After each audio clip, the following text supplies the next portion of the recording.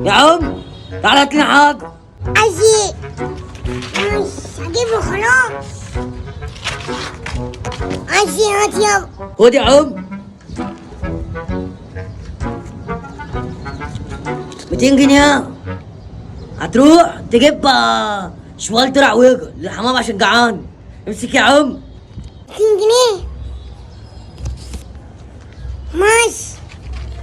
عايز درع وجه؟ ماشي.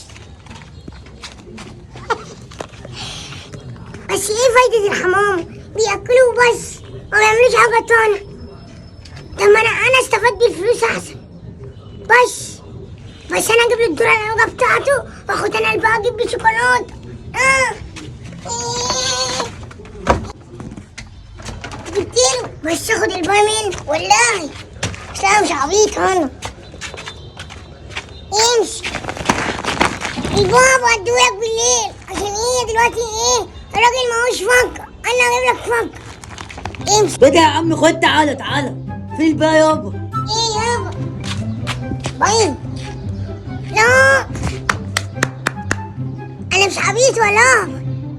انا الصراحة الباقي جبت بيه شوكولاتة.